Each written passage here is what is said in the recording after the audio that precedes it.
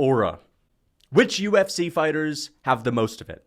And which fighters just simply don't have it? Well, today we are going to be discussing this, and we're going to be ranking fighters based on their aura. Now, just to describe what aura really means, the best way to look at it is like a powerful atmosphere that someone has around them. They walk into a room and you know that there's some type of greatness going on, or there's something very intimidating about them, or just powerful. If you don't have an aura, you may not be noticed to begin with. And when it comes to a fighter's career, a fighter with aura makes you excited.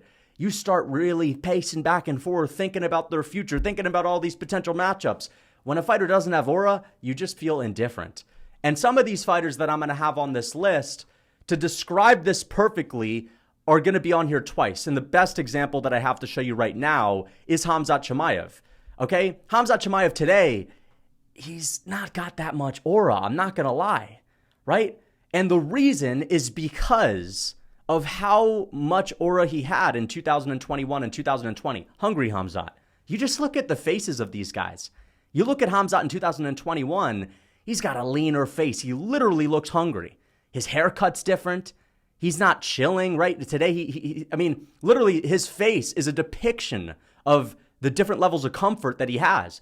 He's in Dubai now, training at an air-conditioned gym with a bunch of yes men. He's shopping at a Dubai mall, buying Gucci, and he's starting this fragrance line. And he's already fed his family, and he's bought his mom a house, and he's done all these great things, of course.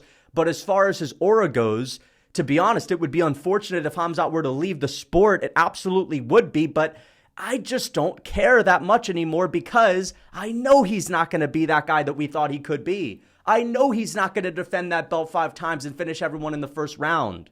And that's the thing. Khamzat Chimaev in 2021, after he choked out Li Jingliang, he was the most terrifying person or prospect we'd ever seen. I was convinced this guy's going to sub Kamaru Usman in the first. He's going to knock out Colby Covington in the first. Nobody stands a fucking chance. Now we see this guy losing 2 out of 3 rounds to Kamaru Usman when he has a whole year head start to prepare for middleweight, and Usman has 1 week. 2 out of the 3 rounds he loses, right? We thought it was just, Gilbert Burns is a terrible stylistic matchup, but once he passes this test, he's in the clear, but not really. Khamzat, 2021, war-torn Khamzat, hungry man living in a gym, finishing everyone in the first round. Dude was like a desert monk back in the day, all right? There was something special about this guy. We started thinking, holy shit, like, this is the chosen one. This is the guy that's going to be a multiple division champion, and he's going to become the GOAT. This dude was going to be the best fighter in human history, it felt like, when he was subbing everyone on the come-up. He chokes out Li Jingliang. It's not just the fact that he subs him. He picks him up. He slams him in front of Dana White. He brings him exactly where he wants him. He's just winning these fights on easy mode as if it's a video game and you've played it for thousands of hours and you've mastered it. You've got it on easy mode. You can do whatever you want with your opponent. Khamzat Chimaev was doing that to a ranked guy in Li Jingliang. And we were thinking, wait a second, this dude is not just going to be a champ. Like, he's going to be the first guy to make people at the top of his division like Usman and Leon Edwards, Gilbert Burns. He's going to be the only one capable of running through these people as if they're just Li Jingliang, right? Because Khamzat at that time was young. He was like 27. And we were saying, wait till he gets to his prime. Yeah, he may not be able to dominate Usman like this right now, but if he's doing this to Li Jingliang, imagine what he'll do to Usman when he's actually in his prime. Remember, he's new to MMA. He was wrestling for a while, but he's only done MMA for a couple of years. Now, all right, he might win the belt. Okay, great. He might win the belt with a good stylistic matchup, but he gasses out after the first, and I might even pick Sean-StrickIand to beat him. If I'm picking Sean-StrickIand to beat you, you're not S-tier aura. And it's not that Strickland doesn't have an aura. I'm going to say Strickland is in the B tier. Now, although he definitely does have aura, because we've seen him go from the ordinary contender that was just known and appreciated for having a fun personality to a guy that is a phenomenal, skilled fighter with really good technical boxing, great defense, who's been able to become a champion with it, and he happens to have a really sick personality. So obviously, by him leveling up, he has an aura. And he has a huge fan base that is ride or die, 100%. But he's almost too much of an open book, and he's too loud and too relatable. Not in every way is he relatable, because Sean Strickland's batshit crazy, and we know that. But what I mean by that is it wants to be the everyman. He wants to be, someone that's just like you and I, just like the average person, essentially. And I think that when you have an S-tier aura, that should be effortless without even trying, without even raising your voice. It should just be, whether that's your personality, like an Alex Pereira. He doesn't even have to say anything and he's got a crazy aura. It's about your career and the way that you're beating people. Sean-StrickIand, he'll take a guy to decision and there'll be like these slow defensive shutouts, whereas a Conor McGregor's smoking dudes by first round KO where the performances are just eerily too perfect, right? And Sean-StrickIand's such an open book. There's nothing mysterious about it to where I think that kind of holds him back. I feel like if you have an S-tier aura, it should be in some ways not relatable whatsoever. And again, it's not just your personality and your lifestyle. It's like the atmosphere around you, okay? Sean-StrickIand, he'll be noticed because he's got such a brash personality and he's a legend, of course. But just naturally, I don't think he has the like Khamzat Chimaev-esque GOAT potential, chosen one-esque aura, if you know what I'm saying. So I'll put him in the B tier. On to the next one, Francis Ngannou. Current Francis Ngannou, I should say. I'm going to put him in the B tier, okay?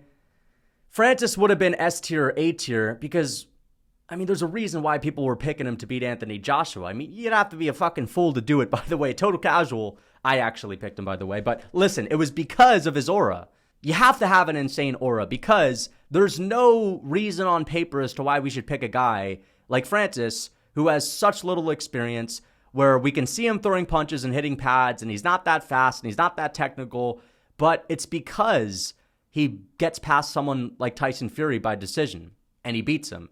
It's because when we tune into Francis Ngannou fights, it's about how long will his opponent last up until he gets executed, and we've never seen him rocked, so we have no reason to think that this dude could get sent to the Shadow Realm right now. If he's going to lose, it's going to be by an overwhelming volume style of TKO up against the fence or a beatdown by decision.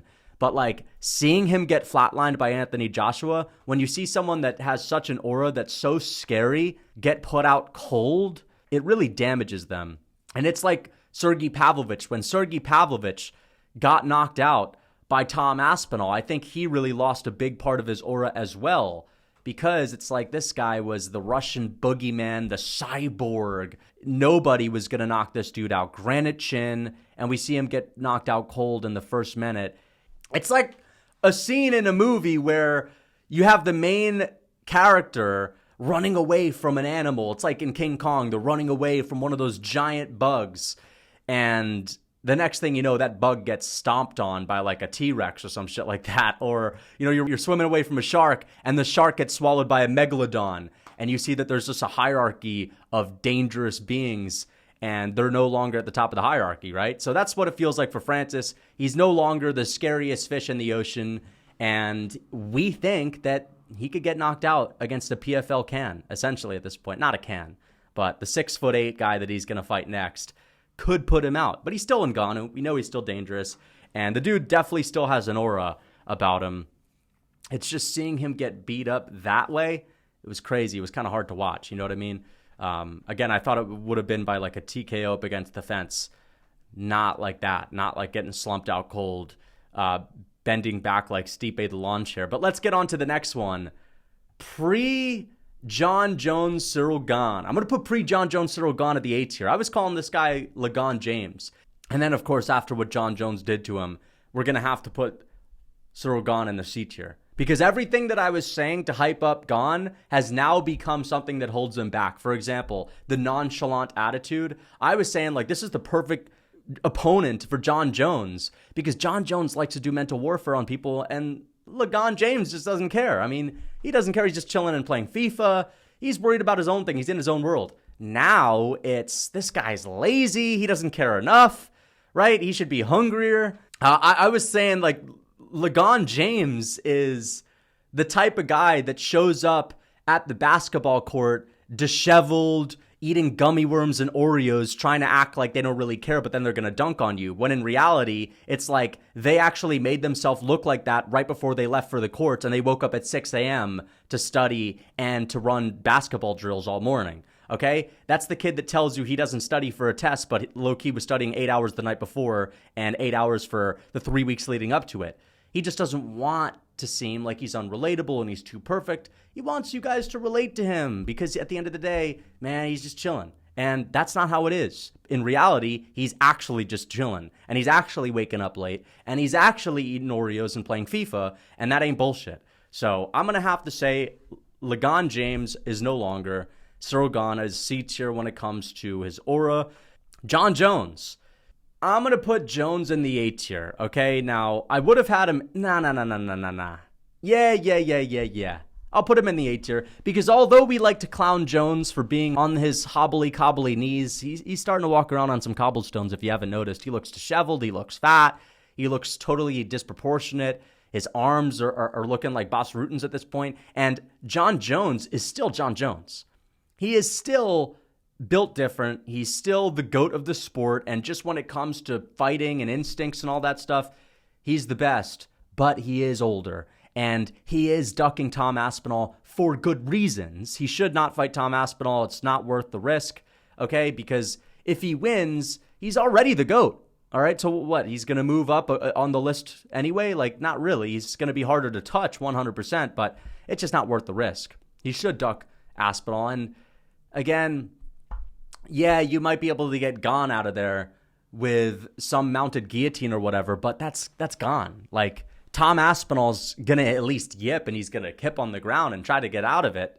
So when we see Jon Jones today, he's just not the same guy that he used to. He's older. He's an aging guy. And we know that Aspinall, young, hungry lion, is just on another level. I might even put Tom Aspinall in the A tier right now because of the fact that I think he smokes Jon Jones. And I think Jones, although he's not afraid of Tom, he knows this is probably the one. This is probably the guy that could KO me and could put me on a highlight reel, and I just don't want to fight him. So by virtue of Jones ducking Aspinall for good reasons, he's got to be in the A tier. And I think Aspinall would knock out Gane, and I think we saw what he did to Sergey Pavlovich. He's the big fish in the pond, right? So I put him in the A tier. Next up, we have Alexander Volkanovski. Oh, no, man. This is going to make me sad because Alexander Volkanovski would have been in the S tier, man. After the fucking Islam Makhachev fight, when I was saying he was going to get squashed like a bug and he actually went out there and gave Islam the toughest fight of his entire life and, like, did not get dominated on the ground at all, he would have been S tier. I would have been like, dude, this guy's literally built different. And no one's ever beating him at featherweight, but now he's got knocked out in the rematch. And Topuria not only KO'd him stiff, but KO'd him by skill too, and took advantage of just a skill issue for Volk. Man, dude, I might put Volkanovski in the C tier, man. I might put him in the C tier because I know he's never getting the belt back. He's gotten KO'd twice. And it's not even just seeing him get slept out cold, which in and of itself puts him in the B tier. It's because I just think that Ilia Topuria outskilled him and outclassed him in that fight. And that, for a guy like Volkanovski, who was always praised for having the highest fight IQ, hardly making mistakes, being the best striker in the business, not having a weakness, it kind of detracts from that a little bit. And also, I'm thinking about the future, and I'm thinking about Volkanovski's the type of guy who's not going to take an easy route back to the title. And we know he's not going to win the title again, but what I mean is, if we know Volkanovski's fighting Aljamain Sterling next, yeah, for sure it's a demolition job. But Volkanovski's going to fight Topuria next. And does he have an aura in that matchup? Not anymore, okay? Not anymore. Then he's going to fight Justin Gaethje at lightweight for a fun matchup. Does he have an aura there after getting KO'd 3 times in a row? Not anymore. So it's just thinking about Volkanovski's KOs and how they're going to add up and affect his brain and his durability, and thinking about his future. And these are such difficult matchups that I just can't pick him in because he is aging and because his chin will be deteriorating. So yeah, I can't put him any higher than C tier right now, which is really unfortunate, man. Because when Volkanovski beat Max Holloway, we've never seen anyone do that to Max. And this was like after Holloway had done what he did to Calvin Kattar, which made Max Holloway look like the built different guy, the real uncrowned champion. This is after Holloway then also went on to beat Yair. And we were thinking, Max got very close to beating him in the rematch. This is going to be a competitive fight. I predicted 50-45 by Volk, by the way. Really good pick. But either way, you had reason to believe it was going to be competitive. No one disposes of Max that way. Dustin Poirier, people talk about Dustin Poirier's performance over Max as if it was a total dominant performance. It was like a 48-47. Holloway took 2 rounds off of him. But either way, no one's ever 50-45 them and made him look like that. So his aura would have been A tier. Honestly, after the Makhachev fight, it would have been S tier potentially. He's fallen. And that's my favorite fighter. It's unfortunate to say it, but he has fallen. Arman Tsarukyan, I'm going to put in the D tier. I'm sorry. The guy just doesn't have aura. His personality, it's not there. And his fight style is fun. Absolutely. And he's just getting mogged by Charles Oliveira. That's really what it comes down to. It's like his next opponent has such a crazy aura that he's getting aura mogged. Because Charles Oliveira is an aura maxer in every way, shape, or form. His career, straight out of a movie, inspirational to bring a tear to your eye. Even this dude just has a glow about him, literally a glowing look. All right, his skin is glowing. It's like he's got the perfect tan. He's got the fucking perfect style where he's a marauder, and there's such a contrast between the current Charles Oliveira gritty man style, moving forward like a warrior, finishing everyone, versus the Charles used to quit guy way back in the day. And of course, that contrast just creates a big jump or a dip. And for Charles, it creates a jump in aura. And even though he lost to Makhachev, and he definitely lost a little bit of it, him finishing Benoit so early kind of cemented that actually when it's not someone else that's built different, that has a crazy aura, I'm smoking them. Okay, every single time. I am by far the second best lightweight. This is the Max Holloway of the lightweight division. And I think that's why I put Arman in the D tier, because he's up against the dude that has, basically maxed out aura statistics. So there's that. And Charles Oliveira, he's just a really intense guy. He's so dramatic when you see him on Fight Week walking around with his army of, 20 Brazilians, and they're listening to gospel music, and there are tears in Charles's eyes, and they're huddling up during his weight cut and praying around him, and it's just something to behold, really. Charles is like an opera guy. He should be in an opera with that type of drama. So Charles, A tier. Again, don't get confused with Khamzat being in the S tier. That's 2021 Khamzat. That's, imagine the future Khamzat. This is the current Khamzat down here. On to the next one, Benoit Saint Denis, man. I think listen, I'll be honest. I think he did lose a little bit of that aura by getting slept by Dustin Poirier, but do not be fooled. We know what happened. We know that he was severely handicapped due to being on antibiotics, and yet we still saw him ragdoll Dustin Poirier early in that fight, and I would still pick Benoit Saint Denis to beat Dustin Poirier in a rematch. I would pick him to beat Justin Gaethje. You may say, whoa, what do you mean, man? Beat Justin Gaethje, just got knocked out by Poirier, who just lost to Justin Gaethje. Yeah, that's not the way to think about it. Number one, if a severely deteriorated version of Benoit Saint Denis can ragdoll Dustin Poirier in round one, imagine what he would do if he was healthy in round one against Justin the White Belt Gaethje, who has absolutely fuck all off of his back. Okay? Nothing. He's not doing anything to Justin Gaethje. I'm sorry. Justin Gaethje's not doing anything to Benoit. He's getting taken down, and he's getting folded up like a lawn chair. In any position that Benoit wants, he's going to twist him into a pretzel and sub him. That's what's going to happen. Does he beat Oliveira? Does he beat Islam Makhachev? I wouldn't pick him, and I wouldn't have picked him to beat those guys even before the Poirier fight. But I can't just sit here and tell you he still has a crazy aura, because we did see him get knocked out. And we did see him look like he was fighting in slow-mo in the second round. And that's just something that we cannot get out of our minds. Until we see him come back and actually fight healthy, we won't be able to judge him properly. Okay? But I have him in the B tier because it's declined a little bit. Before, I would have had him in the A tier. Kind of like a built different guy, a marauder from the West that's coming to take Islam Makhachev out. And now it's a little bit different. Speaking of Islam Makhachev, where is he at? Let's put Islam Makhachev in the A tier, man. Islam Makhachev has a crazy aura. When he was doing the hush thing after knocking out Volkanovski, when he kind of settled business and settled the score, that was cold, man. That was a cold photo. It was a perfect performance, even though Volk was fat and taking it on short notice. And, the way that he finished Charles Oliveira was almost too easy. Not talking about the ground game, but specifically the striking. The way we saw him finish Oliveira hardly getting hit, just easily dismantling him on the feet, dropping him, cleaning him up inside of 2, when we've seen Oliveira give some of the best strikers fits on the feet, like Justin Gaethje and Dustin Poirier. And now he's calling out Dustin Poirier, and I'm seeing a whole lot of, I love Dustin, but Islam Makhachev by whatever he wants. And I think that's kind of realistic, to be honest. He has an aura. I can't see anyone stopping this guy right now. He's too perfect. Too perfect. There is one guy that I do believe would be his toughest test. I don't think it's Charles anymore. You can't count Charles out because he's so dangerous early on. And if he hurts you, you're basically done. But there is one guy that I think would make for the biggest fight in MMA right now if he were to be matched up with Makhachev, and that is Ilia Topuria. Now, people are going to sit here and tell me, no one wants to see it. Ilia Topuria needs to earn his keep. He needs to defend 5 or 6 times, man. First of all, you guys will say things like, Izzy earned it, Conor earned it. Like, dude, most people that have gotten a crack at double champ status, by the way, have had like 2 title defenses max. In Conor's case, it was 0. In Izzy's case, it was 2.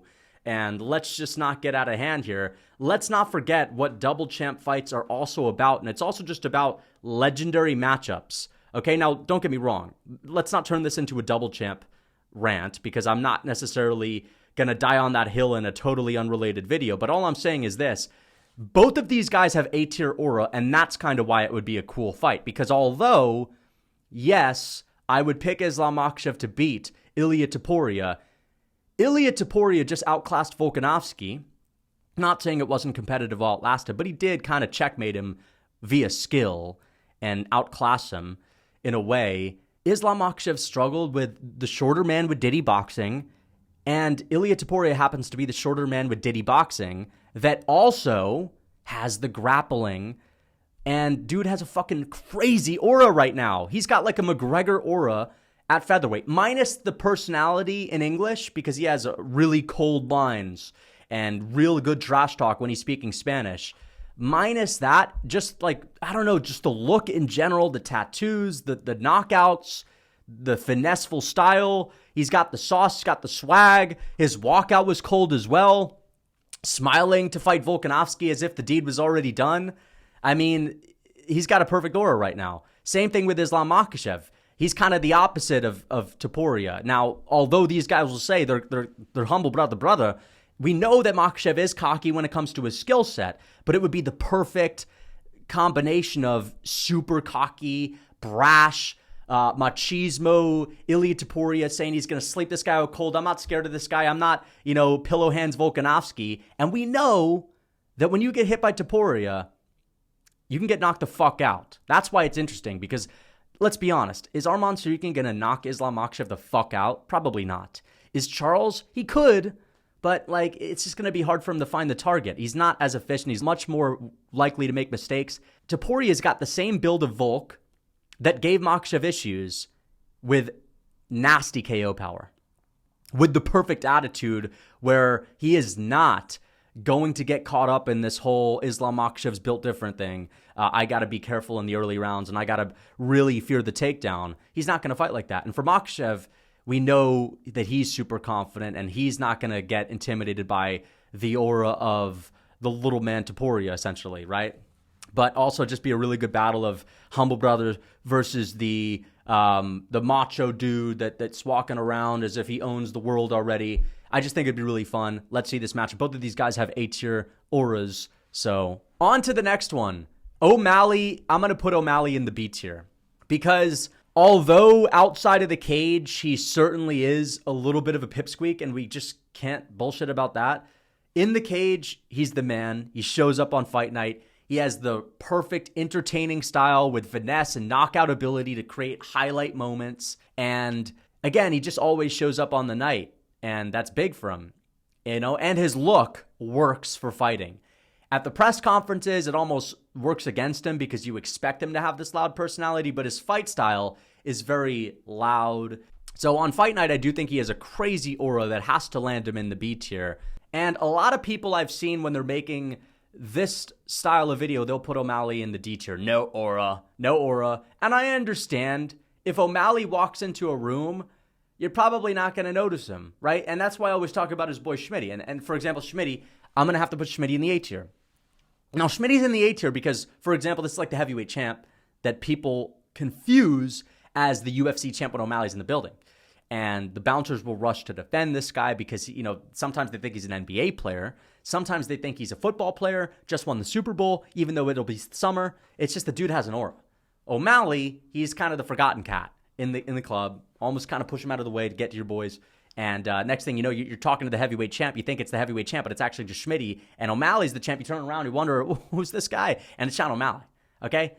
And, I'd really like to contrast O'Malley with Sandhagen, for example, because a hardcore wannabe fan will tell you something along the lines of Sandhagen eats O'Malley alive, or O'Malley's ducking Sandhagen and he doesn't want real competition, right? Because, of course, Sandhagen has less power, less athleticism, he's less dynamic, and because he's less dangerous, automatically that just kind of means he's the more technical, tactical guy. He loves to bring his beakers and the test tubes and the lab coats out to the ring with him, but it doesn't help him at the end of the day in a fight against Sean O'Malley, who's just as skilled on the feet, but way more dynamic and way more athletic and way more powerful.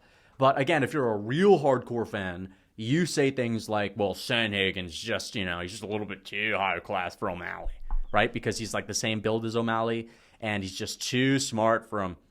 Listen, Sandhagen's much more well-rounded, and he's got great wrestling, and he's improving. But he does kind of look like your average long-distance runner. You know what I mean? He looks like a trail runner. He's got the backpack on, the straw attached to the backpack, and he's eating pretzels on his way to carb up and whatever. He's like that local runner where, if it comes down to an argument, if it comes down to a mano-a-mano, you're probably getting the better Cory. Now, he might catch you off guard with a couple of those long, rangy man's jabs and those, but you may catch some brittle kicks on your arms, but he's a little bit brittle in some way. He's kind of built like a pretzel. Like one of those he's like a pretzel stick figure. Like he's one of those guys you'll see on a YouTube video that's got 10 million views titled, I eat pretzels and only pretzels. And it's like just a dude that's obsessed with eating pretzels, and it's just the worst diet. But, he's a pretty solid athlete. He's a pretty gnarly athlete. He's a mean dude. He's a mean guy. He can turn that on switch. But it's just the build that this guy has is just not imposing. Again, he looks like a guy that runs track for a living, long distance running. And I just can't say that that's super scary. All right? O'Malley, I'm in front of O'Malley. Now, I may feel like I can push him into a locker, but at the end of the day, O'Malley catches me with a straight right, I'm going out cold. O'Malley's putting me to sleep. Sandhagen, if I have my arms like this and I'm doing I can literally do an Irish jig. Why? If I got my arms extended like this, I could catch the flying knee. And it's like, if you can catch the flying knee or if you can catch the wheel kick, you're good. Now you're going to get beat up. You get calf kick TKO'd. You get outpointed. You'll be like, damn, this guy's in the Matrix. I can't even reach him. But, I just think that do not let the stance switches and I hate to do this, but it's the truth because this is going to sound super casual. But this is the difference between a wannabe hardcore and a real hardcore fan. Sandhagen and his skills, they will not save him against O'Malley. I'm sorry, brothers. I'm sorry. Sandhagen is skill maxing, which is good. It's gotten him to where he is. But at a certain point, another guy whose skill set comes close, and we saw this with Jan, who's also kind of a bit more sturdy, and I think we're going to see it with O'Malley, whose skill set is like on a similar level when it comes to the striking especially. When someone's close, but they just have that pop and that quick twitch, I think we know who wins, all right? Respect to the skill maxer himself, perfect mentality. He's got the beakers, he's got the test tubes, he's got all the math equations as to what exactly he needs to have going on up here, but he's on the pretzel diet. Let's get on to the next one.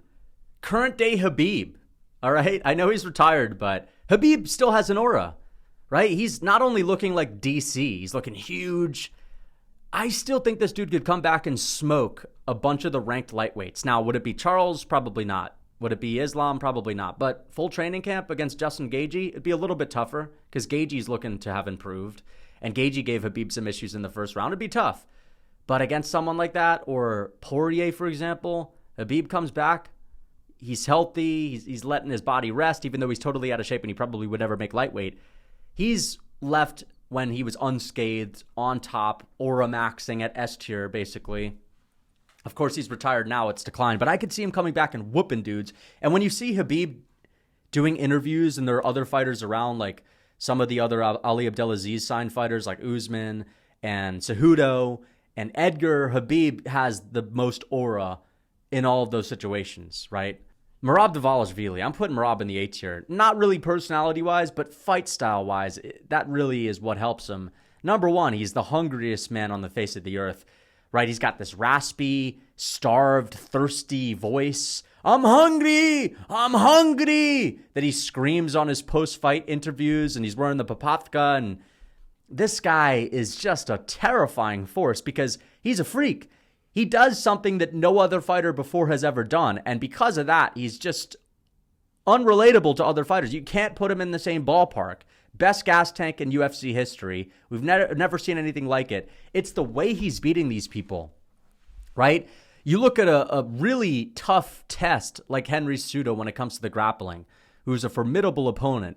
And this guy's not only taking him down, but he's picking him up, tossing him on his shoulder, and walking around with him like he's Li Jingliang. And Khamzat Chimaev, even more impressive because, he picked up Henry Cejudo like a bag of potatoes. The bag of potatoes that he would used to carry around in the mountains of Georgia. And, you see Merab Dvalishvili and he's running up mountains like a freaking goat. And the guy is like a hungry, starving, desert-living, mountain-living savage who has a gas tank that we cannot really fathom or comprehend. And because of that, he's in the A tier, right? The way that he makes his opponents look. I mean, he broke Petr Yan mentally in the second round. Petr Yan was still stuffing takedowns, but he was done in the second, right? His opponents look like they've seen a ghost. He kind of reminds me of Khabib in that way, where Khabib used to just make people look like they were totally helpless. And that's how people look against Merab. So he has an A-tier aura, especially. And I think with another win, if he wins the belt, it'll be S-tier. Next guy on this list, Alex Pereira. I'm going to put Alex Pereira in the A tier, okay?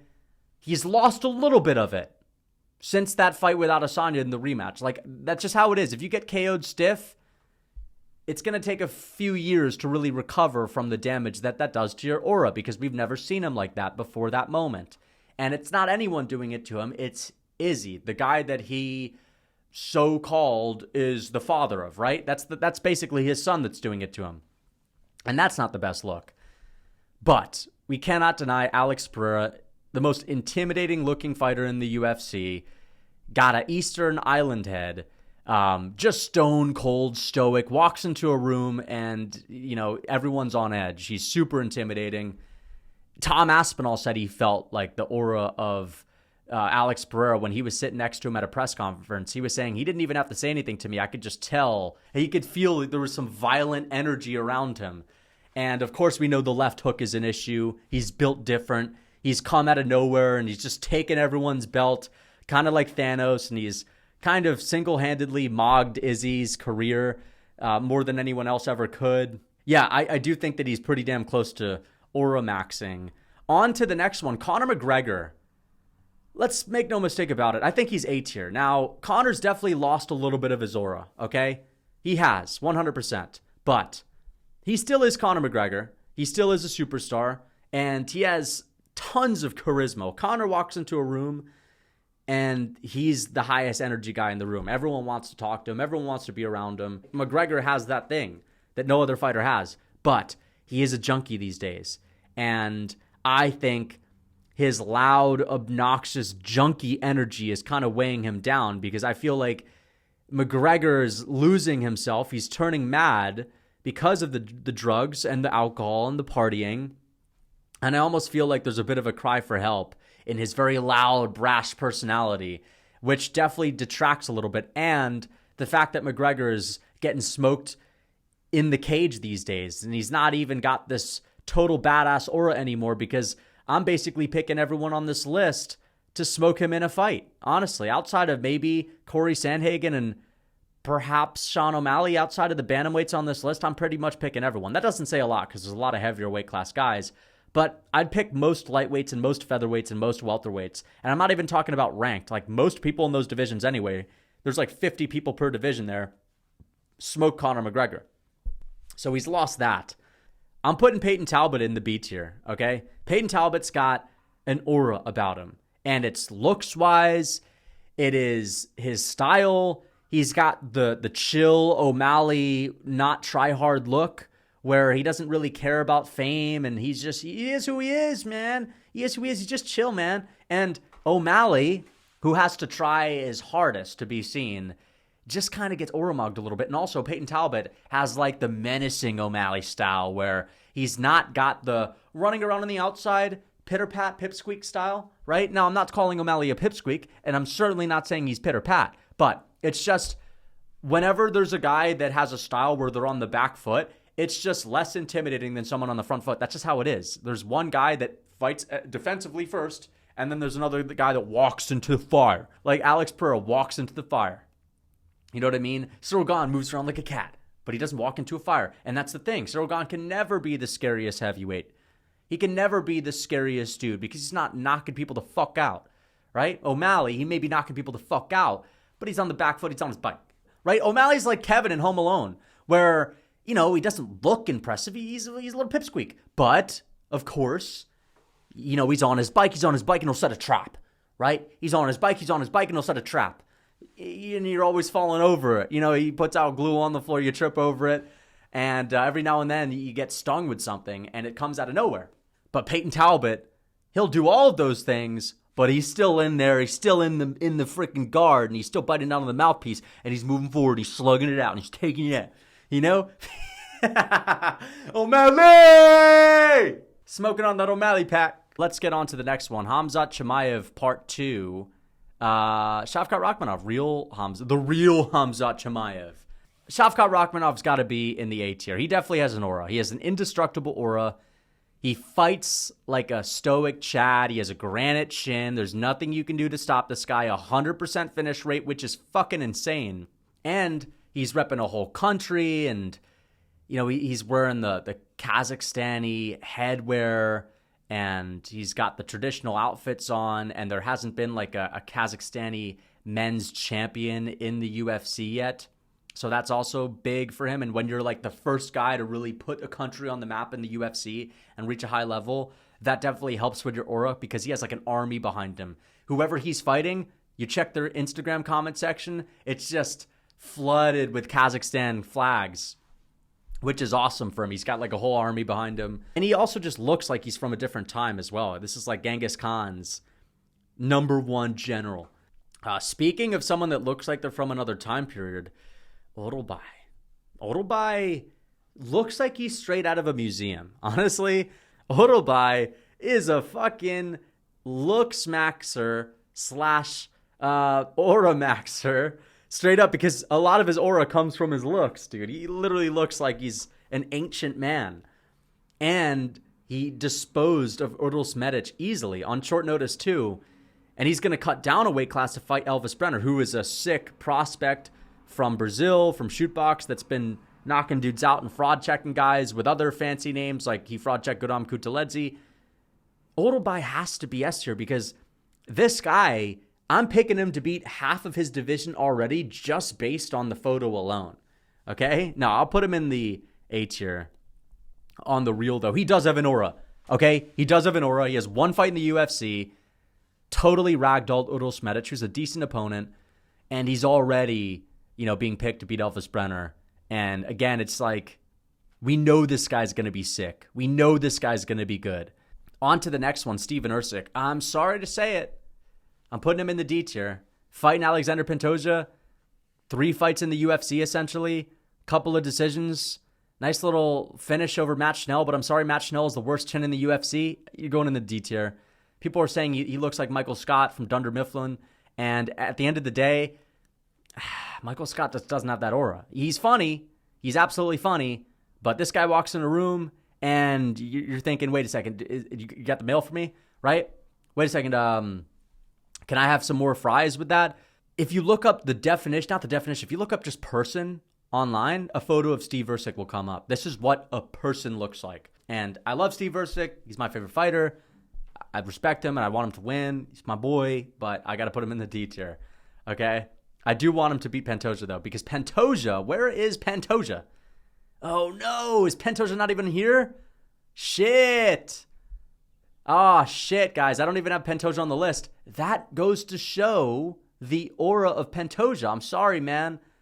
I'm sorry, but this is just how it is. If you're not even on my list, if I don't even remember to put you on here, or I don't remember to put you on like my photos for this, you don't have the best aura. I'm going to say Alexandre Pantoja has a D tier aura.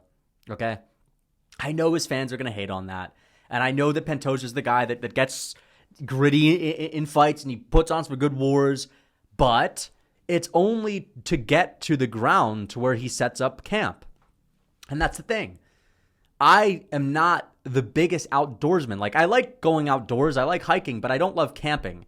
And Pantoja, I think he just signed a deal with the Outdoor Magazine because, again, like, you see what he does in the middle of the octagon. It's like 25 minutes of half guard. And I don't like that shit. It's boring as fuck. It's boring as fuck. And then you have interviews that people do with Pantoja. I think I saw like a Nina Drama interview where she was asking him some funny question about some drama. Of course, Nina Drama asking a drama question that was going on that week for UFC, what was it, 296? And he got upset. He was like, if someone were to say that about me, man, this is just so disrespectful. He's just he's too serious. He's too serious. He's too plain. And at the end of the day, man, it's like, does this guy have a personality? On to the next guy, Dricus du Plessis. I'm going to put him in I'll put him in the C tier, honestly. You know, I would have had him in the B tier after he beat Whitaker, but because his fight with Sean-StrickIand was so close and controversial, and it was not definitive and not decisive, it takes him down a notch, right? Because if he had smoked Strickland, then I would have been confident that he probably smokes Adesanya and he smokes all these other guys as well. But now, even though Strickland's really solid, and he definitely is top 3 middleweight on earth right now, without a doubt, he could be the best. I just expected a little bit more of a dominant display, and also you kind of needed a dominant display over a guy like Strickland, and you needed the finish in order to be bumped up. And because it was controversial and some people thought you lost, if you are coming off of a fight where a lot of people think you lost, even though I don't think he lost. I actually think that he won, but it could have been a draw too. Listen, there's just so much controversy about it that it detracts, and you need to stand out when it comes to having aura. You need to be a winner, okay? Let's get on to the next one. Dustin Poirier. I'm going to put Dustin in the C tier. Listen, Dustin Poirier just doesn't have a great aura right now. Like, don't get me wrong. He's a legend. He's a UFC legend. But there's nothing mysterious about DP. We know it all. We've seen it all. We know his style. We've seen the KOs. We've seen the slick boxing. We know he has a bit of a salty personality. And we know he's a sore winner. We also know that when he loses in grace. And I like Dustin Poirier. He's a very fun fighter to watch. But there's nothing that, listen, I love a Dustin Poirier matchup. I get excited for them. Absolutely. Charisma-wise, it's not really there. I'm going to have to say he's in the C tier. Next one, Adesanya. Israel Adesanya. I'm going to put him in the B tier. He is definitely losing his aura. Now, he still has it because, of course, he is charismatic. Whether you like it or not, whether you think he's cringy or not, he is charismatic. His interviews, people tune in. His YouTube channel is popping because people want to listen to what he has to say. And he has a brash personality. Unlike, for example, O'Malley, who does it all in the cage and is consistent and always shows up and shows out. Adesanya may not always show up and show out in the cage, but on the mic, in interviews, he has a captivating personality, even if it's not necessarily one that you like or you'll get behind and root for. But because of the constant win-loss and win-loss and win-loss, I think he's starting to lose it a little bit. Because think about it like this, right? It's like he moves up to face Jan Blachowicz. I think that's when his aura peaked, when he fought Jan Blachowicz. Not even when he knocked out Pereira in the rematch. That was great for him, and his aura definitely spiked up again. But I think his peak was going into the double champ fight, looking unstoppable after beating Paulo Costa before we knew that Paulo Costa wasn't as good as we really thought before. You know what I mean? Since then, Costa's lost to Vitor, and he's lost to a bunch of guys. Had a stinky fight against Luke Rockhold and all that. When he fought Blachowicz, he was looking unstoppable. Like, yeah, Blachowicz is dangerous. He just knocked out Dominic Reyes, the guy to beat Jon Jones. but I just think he's going to be too slow. And Jan Blachowicz shuts him down with a big, ugly jab and a big, ugly low kick, right? Jan Blachowicz with the big, ugly moves and crafty, slow man speed, very defensive, just with the bread and butter basics, kind of just shuts down and schools Izzy. And I think his aura dipped. But then he gets a win over Marvin Vettori, and then he loses to Robert Whittaker. And then he gets a win over Jared Cannonier. But it's like the wins that he has in between those two losses, the Jared Cannonier one, the Marvin Vettori one, they were so atrocious. Like, they were just so boring that it did not help his aura. It only took away. And again, we're talking about loss to Blachowicz, win over Vettori, loss to Whittaker in the rematch, win over Jared Cannonier, loss to Alex Pereira, win over Alex Pereira, and then a loss to Sean Strickland. You know what I'm saying? So it's because he's kind of, at this point, turning into the inconsistent win and lose one type of guy. At a high level, he still is. He's still very high level. He's still a legend. We cannot take away from the title wins that he has and the phenomenal performances and moments that he has, of course. But I'm just explaining to you why he doesn't have the same aura. He's also a little bit more inactive, but still has an aura. Still is one of the biggest names in MMA right now, has a massive following, has a dedicated fan base, and has charisma. You know what I mean? So there's that. Leon Edwards. I'm going to put Leon Edwards in the C tier. I think he has a slow build when it comes to aura. And I think that although his style is not helping him out at all, because he's very low output and he doesn't take a lot of risks, he still is the champ. And the more he wins, the more title defenses he gets. Because at the end of the day, if you have a ton of title defenses, people are just going to start to say, dude, this guy's great no matter what. And they'll tune in just because you're a great champion and you're putting the wins on the board and you're just continuing to rack them up. And I think that that's what Leon can do to kind of build his aura a little bit, to get more views on his interviews and whatnot. But as far as just natural aura, he doesn't have it, okay? And Leon, the way for him to at least build it up, and his potential, his ceiling is probably going to be B tier, and it's going to take maybe 3 more defenses to even get there, unless he just finishes his next 2 opponents, which I don't think is going to happen. And his personality's not going to get him there either, so doesn't have much of an aura. Anyway, I hope you guys enjoyed the aura tier list. Let me know what you guys think in the comments. That is it. Until next time.